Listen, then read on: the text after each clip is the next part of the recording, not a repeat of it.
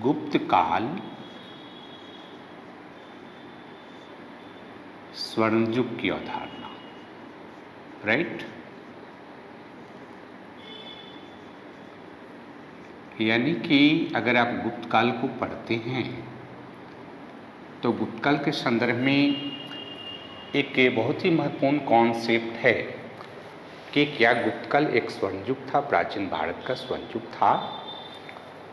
और इस अवधारणा की जब हम व्याख्या करने जाते हैं तो इस अवधारणा का अध्ययन इतिहास लेखन के संदर्भ में हमें करना है। ध्यान ही रखना है कि जब आप इतिहास लेखन के संदर्भ में कॉन्सेप्ट को समझने का प्रयास करते हैं और अपने आंसर में इतिहास लेखन के संदर्भ को लिखते हैं तो आपको बहुत बेहतर मार्क्स मिलता है। तो इसके अंतर्गत हम लोग देखेंगे कि क्या गुप्त काल एक प्राचीन भारत का स्वर्णयुग था या नहीं, और स्वर्णयुग था तो किस प्रकार से इसे हम प्राचीन भारत के स्वर्णयुग के रूप में देखते हैं। तो सबसे पहला इम्पॉर्टेंट चीज़ ध्यान ये रखना है कि गुप्त काल के संदर्भ में स्वर्णयुग की अवधारणा का प्रतिपादन राष्ट्रवादी इतिहासकारों ने किया है, राइट। एक तरह से स्वर्णयुग की अवधारणा राष्ट्रवादी इतिहास लेखन का प्रोडक्ट है और राष्ट्रवादी इतिहास लेखन के अंतर्गत कहा गया है कि गुप्त काल प्राचीन भारत का स्वर्णयुग था। क्यों प्राचीन भारत का स्वर्णयुग था? प्रश्न तो यह है कि अगर हम गुप्त काल को समझें तो क्यों हम माने कि गुप्त काल प्राचीन भारत का स्वर्णयुग था। तो राष्ट्रवादी इतिहासकारों ने विचार व्यक्त किया कि गुप्त काल प्राचीन भारत का स्वर्णयुग था क्योंकि गुप्त काल में जीवन के विविध क्षेत्रों में, यहाँ ध्यान रखना है कि गुप्त काल में जीवन के विविध क्षेत्रों में उत्कृष्ट विकास हुआ था, राइट। यानी कि प्राचीन भारत के इतिहास को अगर आप पढ़ते हैं तो आप देखते हैं कि गुप्त काल में ही जीवन के विविध क्षेत्रों में उत्कृष्ट विकास दिखाई देता है। तो जब हम कहते हैं कि गुप्त काल प्राचीन भारत का स्वर्णयुग था, इसका मतलब है कि गुप्त काल में जीवन के जो विविध क्षेत्र हैं उन विविध क्षेत्रों में उत्कृष्ट विकास दिखाई देता है। कैसे उत्कृष्ट विकास दिखाई देता है? तो जब आप गुप्त काल का अध्ययन करते हैं तो आप पाएंगे कि गुप्त काल में अगर हम राजनीतिक जीवन के राजनीतिक क्षेत्र की बात करें तो राजनीतिक क्षेत्र में गुप्त काल में क्या क्या महत्वपूर्ण उपलब्धियां हासिल होती है। तो गुप्त काल में पहला इम्पॉर्टेंट चीज़ राजनीतिक क्षेत्र में जो दिखाई देता है कि पुनः साम्राज्यवाद की प्रवृत्ति का विकास दिखाई देता है, राइट। यानी यहाँ से साम्राज्यवाद की प्रवृत्ति का विकास और इसका पुनरुत्थान आपको गुप्त काल में ही दिखाई देता है। दूसरा कि गुप्त काल में राजत्व के संदर्भ में एक जन कल्याणकारी अवधारणा हमें दिखाई देता है क्योंकि राजा जन कल्याणकारी राजा के रूप में स्वयं को स्थापित करता है। और इसके अलावा अगर गुप्त काल को आप देखेंगे तो जैसा कि हमने पहले भी चर्चा किया है, मौर्य काल एक केंद्रीकृत राज्य था, मौर्य राज। तो गुप्त काल के अंतर्गत भी आप देखेंगे कि केंद्रीकृत जो राज प्रणाली है या केंद्रीकृत जो राज्य प्रणाली है पुनः एक बार स्थापित होती है। और केंद्रीकृत राज प्रणाली की स्थापना के साथ साथ क्या होता है कि प्रशासन में स्थानीय जो तत्व हैं इन स्थानीय तत्वों को भी उचित स्थान मिलता है। यानी प्रशासन में केवल केंद्रीकरण नहीं है, बल्कि प्रशासन के साथ स्थानीय जो तत्व हैं उनको उचित स्थान मिलता है। या हम कहें कि गुप्तकालीन जो राज्य है वह ऊपरी तौर पर केंद्रीकरण की प्रवृत्ति को दिखाता है, तो अगर निचले स्तर पर देखेंगे तो इसमें विकेंद्रीकरण के तत्वों को भी स्थान दिया जाता है। और इसके अलावा क्या है कि इस पीरियड में विदेशी आक्रमणकारियों से भारत सुरक्षित रहता है, यानी विदेशी आक्रमण से सुरक्षा भी गुप्त काल में हमें मिलती है। और इसके साथ ही आप देखेंगे कि गुप्त काल में राष्ट्रवादी इतिहास लेखन के अंतर्गत कहा जाता है कि राष्ट्रवाद की भावना का विकास भी हम गुप्त काल में ही देखते हैं। यानी कि ये जो प्रवृत्ति है राजनीतिक क्षेत्र में, ये प्राचीन भारत का स्वर्णयुग कहा जाता है। तो एक महत्वपूर्ण तत्व यहाँ पर दिखाई देता है कि गुप्त काल में जो राजनीति है उस राजनीति के अंतर्गत एक ऐसी प्रवृत्ति का विकास दिखाई देता है जिसमें प्राचीन भारत की जो राजनीति है वो अपनी उत्कृष्ट स्तर पर पहुंचती है, जहां राजनीति का विषय वस्तु जन कल्याण बनता है और जनता की सहभागिता भी इसमें बढ़ती है, क्योंकि इसके अंतर्गत स्थानीय तत्वों को भी उचित स्थान दिया जाता है। तो एक जीवन के जो राजनीतिक क्षेत्र है उसमें राष्ट्रवादी इतिहासकार कहते हैं कि गुप्त काल में उत्कृष्ट विकास दिखाई देता है। दूसरा कि अगर आप आर्थिक क्षेत्र की बात करें तो आर्थिक क्षेत्र को भी राष्ट्रवादी इतिहासकार कहते हैं कि आर्थिक क्षेत्र में भी इस काल में समृद्धि एवं विकास दिखाई देता है। और आर्थिक क्षेत्र में अगर बात करें तो अर्थव्यवस्था का आधार तो कृषि था, लेकिन कृषि के क्षेत्र में यहाँ पर कुछ महत्वपूर्ण नवीन प्रवृत्तियों का विकास दिखाई देता है जिसने कृषि अर्थव्यवस्था के विकास में महत्वपूर्ण योगदान दिया। जैसे कृषि अर्थव्यवस्था के विकास में एक तो भूमि अनुदान जो प्रणाली है, भूमि अनुदान प्रथा जो है, इसका और अधिक विस्तार होता है। और भूमि अनुदान प्रथा का विस्तार होता है उससे कृषि कैसे विकसित होगी, क्योंकि भूमि अनुदान ब्राह्मणों को दिया जाता है, प्रशासनिक अधिकारियों को दिया जाता है। हम सभी जानते हैं कि कृषि विज्ञान की जानकारी ब्राह्मण के पास था और ब्राह्मणों को ऐसी भूमि दी जाती थी जो कि पहले से उस पर खेती नहीं की जा रही थी, यानी अनुपजाऊ भूमि दी जा रही थी जिसको वो उपजाऊ भूमि में तब्दील कर रहे थे। और चूंकि उनके पास कृषि विज्ञान की जानकारी थी तो कृषि विज्ञान का ज्ञान उन क्षेत्रों में इसका प्रसार होता है जो क्षेत्र पहले से विकसित कृषि विज्ञान के ज्ञान से वंचित था। और इसलिए यहाँ कृषि की जो अर्थव्यवस्था है ये पहले से अपेक्षाकृत अधिक विकसित होती है। इसके अलावा इस पीरियड में हमें क्या दिखाई देता है कि कृषि विज्ञान की भी जानकारी यहाँ विस्तृत होती है, क्योंकि कृषि विज्ञान की जानकारी के संदर्भ में हमको सूचना मिलता है अमरकोश से और ब्राह्महीर जो है उसकी रचनाओं से, राइट।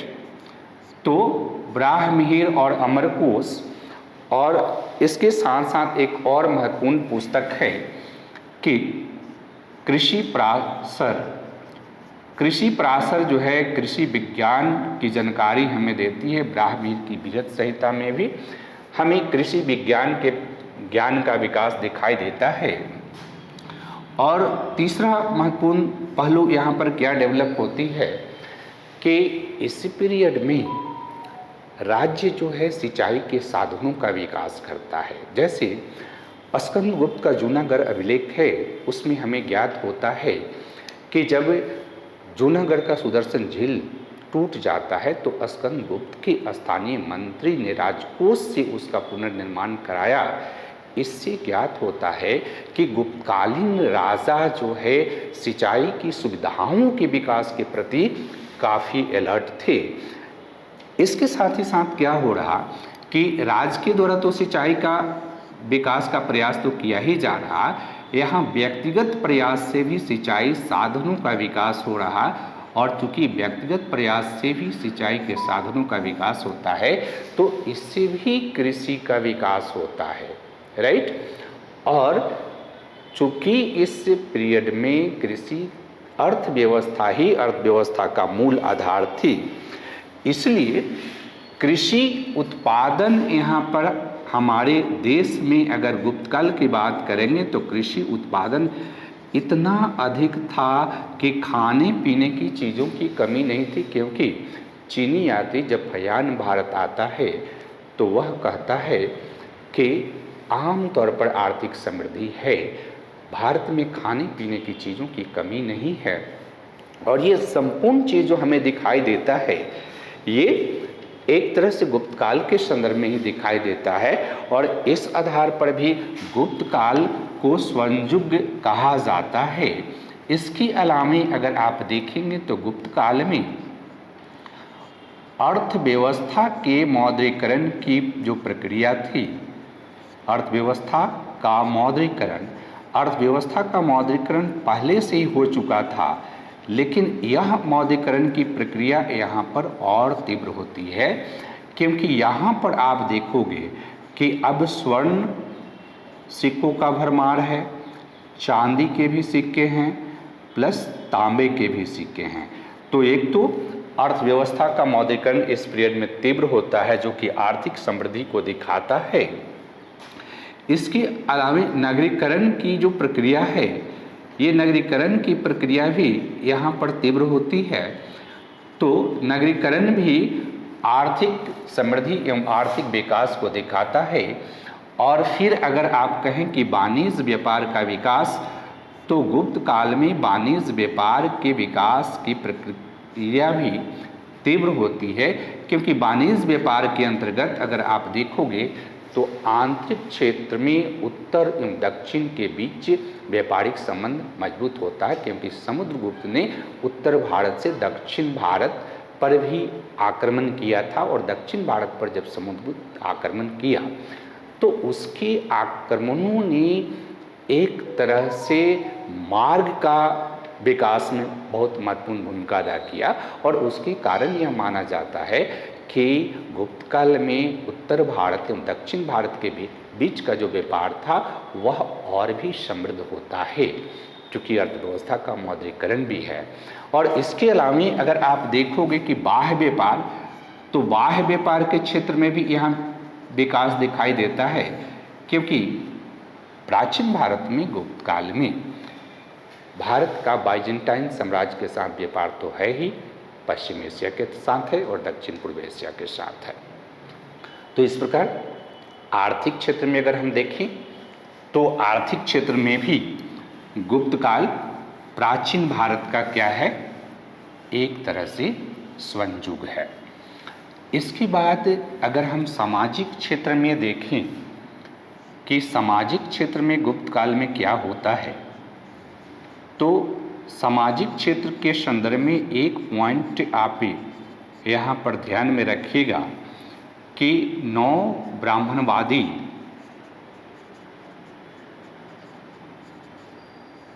सामाजिक व्यवस्था ये सुदृढ़ होती है यहाँ से। और इस सामाजिक व्यवस्था में क्या है कि वर्ण व्यवस्था और वर्ण व्यवस्था के साथ धर्म का संयोजन, और इसी के साथ प्राचीन भारतीय समाज में स्त्रियों को सम्मानजनक स्थान यहाँ मिलती है, क्योंकि यहीं से यह कॉन्सेप्ट आता है कि भारत एक ऐसा देश है जहाँ पर नारी की पूजा की जाती है। तो इस दृष्टिकोण से भी प्राचीन भारत में गुप्त काल को स्वर्ण युग के रूप में स्थापित किया जाता है। और अगर धार्मिक क्षेत्र में आप देखें तो धार्मिक क्षेत्र के अंतर्गत यहाँ पर 9 ब्राह्मणवादी धर्म का विकास होता है। ये 9 ब्राह्मणवादी धर्म को ही हम बाद में हिंदू धर्म कहने लगे, क्योंकि इस 9 ब्राह्मणवादी धर्म के अंतर्गत एक तो वैष्णव धर्म की पूजा होती है, भागवत की पूजा होती है, शैव धर्म भी इसके साथ साथ है, शाक्त धर्म भी इसके साथ है, सूर्य की पूजा यहाँ से शुरू होती है। यानी हिंदू धर्म के जो विविध देवी देवता हैं उनके बीच आपस में संयोजन होता है। और प्राचीन भारत में गुप्तकाल में ही हमें हरिहर का अवधारणा दिखाई देता है, जहाँ विष्णु और शिव की मूर्तियां एक साथ बनती है, दोनों के बीच संयोजन होता है। यहीं पर अर्धनारीश्वर का संकल्पना भी विकसित होता है। और हिंदू धर्म के साथ साथ इस पीरियड में आप देखते हैं तो बौद्ध एवं जैन धर्म का भी विकास होता है। यानी कि प्राचीन भारत में जो गुप्त काल है एक तरह से धार्मिक सहिष्णुता का काल है, और चूंकि ये धार्मिक सहिष्णुता का काल है तो इस दृष्टिकोण से भी गुप्त काल को प्राचीन भारत का स्वर्ण युग कहा जाता है। लेकिन सबसे महत्वपूर्ण जो गुप्त काल में विकास हुआ उसके अंतर्गत आप देखेंगे कि कला के क्षेत्र में, और कला के विविध आयाम, यहाँ पर भी कला के विविध आयाम को आप देख सकते हैं। जैसा कि यहीं से मंदिर स्थापत्य कला का विकास प्रारंभ होता है, और गुप्त काल में जिस मंदिर स्थापत्य कला का विकास होता है उसी से बाद में नागर शैली के मंदिर स्थापत्य कला का विकास होता है। तो एक तो मंदिर स्थापत्य कला यहाँ से विकसित होती है। दूसरा, अगर मूर्ति कला की बात करें तो यहाँ पर सारनाथ स्कूल का विकास होता है, और सारनाथ स्कूल का जो मूर्तियाँ हैं ये मूर्तियाँ आम तौर पर जो मर्जोत्तर काल की मूर्तियाँ हैं, गंधार या मथुरा स्कूल की मूर्तियाँ जो हैं उनसे काफ़ी बेहतर मूर्तियों का निर्माण यहाँ पर हुआ है। और ये मूर्तियाँ जो है एक तो अपने सादगी और सौंदर्य के लिए प्रख्यात हैं ही, भावनाएं भी इन मूर्तियों के द्वारा स्पष्ट रूप से प्रदर्शित किया जाता है। यानी ये मूर्तियाँ जिन भावनाओं को अभिव्यक्त करने का प्रयास कलाकार करता है उन भावनाओं को स्पष्ट रूप से मूर्तियाँ अभिव्यक्त करती है।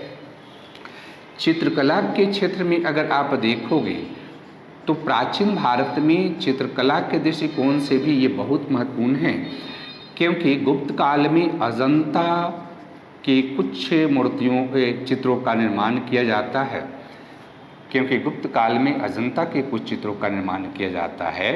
और साथ ही गुप्त काल में ही बाघ की गुफा चित्रकला का विकास भी होता है। इसके साथ साथ अगर आप यहाँ पर देखेंगे कि विज्ञान एवं प्रौद्योगिकी के विकास के दृष्टिकोण से गुप्त काल प्राचीन भारत का स्वर्ण काल है। क्यों? क्योंकि प्राचीन भारत में गुप्त काल में ही जो मेहरौली का लौह स्तंभ है, ये मेहरौली का लौह स्तंभ जो है विज्ञान और प्रौद्योगिकी के विकास के दृष्टिकोण से बहुत महत्वपूर्ण स्थान रखता है। साथ ही साथ आप प्राचीन भारत में अगर आप देखोगे तो गुप्त काल में कई वैज्ञानिक के यहाँ पर पैदा हुए, जिन वैज्ञानिकों में आर्यभट्ट का नाम उल्लेखनीय है, ब्रह्मगुप्त है, ब्राह्मीर है, भास्कर है, पालकप्य है, धन्वंतरी है। तो ये जो वैज्ञानिक हैं जिन्होंने विज्ञान के विकास में महत्वपूर्ण भूमिका अदा की, नागार्जुन को भी आप इसके अंतर्गत शामिल कर सकते हैं। बागभट्ट भी एक महत्वपूर्ण इस समय का वैज्ञानिक है। तो विज्ञान का तो विकास इस पीरियड में इतना अधिक होता है, गणित का विकास होता है, रसायन शास्त्र का विकास होता है कि इस दृष्टिकोण से अगर प्राचीन विश्व में अगर आप तुलना करोगे गुप्त काल को तो वहाँ पर ये महत्वपूर्ण स्थान रखता है। और इसके साथ साथ अगर हम बात करें तो भाषा एवं साहित्य का विकास, यानी भाषा एवं साहित्य के विकास के दृष्टिकोण से भी अगर गुप्त काल को आप देखें तो ये प्राचीन भारत का स्वर्ण युग है, क्योंकि भाषा एवं साहित्य के विविध जो आयाम हैं जिसके अंतर्गत अगर आप कहें तो गीति काव्य का विकास होता है, महाकाव्य का विकास होता है, नाटक का विकास होता है, कहानियों का विकास होता है और सभी विषय वस्तुओं पर इस समय के लेखक लेखन कार्य करते हैं। कालिदास का नाम आपने सुना होगा, जिसे भारत का शेक्सपियर कहा जाता है। कालिदास भी गुप्त काल से ही हैं। भास, भरत मुनि जिन्होंने नाट्य शास्त्र की रचना की और नाट्य शास्त्र को भारत में नृत्य कला के विकास के दृष्टिकोण से, संगीत कला के विकास के दृष्टिकोण से एक मानक ग्रंथ माना जाता है। वत्सायन ने काम सूत्र की रचना की तो काम कला के दृष्टिकोण से भी यहाँ पर महत्वपूर्ण विकास होता है। भास के नाटकों को अगर देखेंगे, स्वप्न वासोदता जो नाटक है भास का, वो बहुत उत्कृष्ट उसमें चीज़ें दी हुई है। भवभूति का मालती माधव जो है, इस तरह से आपको एक पूरी श्रृंखला मिलेगी साहित्यकारों की, नाटककारों के, गीतकारों की। और सबसे महत्वपूर्ण बात यह है कि गुप्त काल में ही अंतिम रूप से रामायण या महाभारत जैसी रचनाओं का निर्माण किया जाता है। गुप्त काल में ही स्मृति ग्रंथों की रचना की जाती है, गुप्त काल में ही पुराणों की रचना की जाती है और गुप्त काल में ही अंतिम रूप से वेद और उपनिषद भी अंतिम रूप से संकलित होकर के लोगों के समक्ष आते हैं। अदरवाइज पहले से वो मौखिक परंपरा में थी। इस दृष्टिकोण से अगर आप देखते हैं तो गुप्त काल को प्राचीन भारत का स्वर्णयुग कहा जाता है। और ख़ास करके जो राष्ट्रवादी इतिहासकार हैं, इन राष्ट्रवादी इतिहासकारों ने जिन चीज़ों की चर्चा अभी हमने किया, उन्हीं के आधार पर राष्ट्रवादी इतिहासकारों ने ये विचार व्यक्त किया है कि गुप्त काल प्राचीन भारत का स्वर्णयुग था। लेकिन इसकी आलोचना भी आपको ध्यान में रखना है कि हमारा जो प्रश्न होता है वो आलोचनात्मक मूल्यांकन करने की बात करता है। और इसलिए जो स्वर्णयुग की अवधारणा है, इस अवधारणा की आलोचना भी आपको तैयार रखना है, तभी आप कंप्लीट रूप से इस कॉन्सेप्ट को समझ पाते हैं और इस कॉन्सेप्ट को आप लिख पाते हैं। तो अगर आलोचना की बात करें तो एक महत्वपूर्ण इतिहासकार हैं डी.डी. कोशाम्बी। इनके कॉन्सेप्ट को आप ध्यान में रखिएगा और कोट भी कर सकते हैं। तो डी.डी. कोशाम्बी ने एक बहुत ही महत्वपूर्ण आलोचना की है स्वर्णयुग की अवधारणा की, और इसमें कह रहे हैं कि गुप्तों ने राष्ट्रवाद की अवधारणा का विकास नहीं किया है, अवधारणा का विकास नहीं किया है, बल्कि राष्ट्रवाद ने गुप्तों को इतिहास में महत्वपूर्ण स्थान प्रदान कराया है ना, महत्वपूर्ण स्थान प्रदान किया है। ये बात ध्यान में रखना है कि ये किस चीज़ पे चोट कर रहे हैं। हमने पहले ही आपको कहा कि जब कभी भी इस टॉपिक को पढ़ेंगे तो इस टॉपिक को पढ़ने का कॉन्सेप्ट क्या है कि इस टॉपिक को इतिहास लेखन के संदर्भ में पढ़ना है।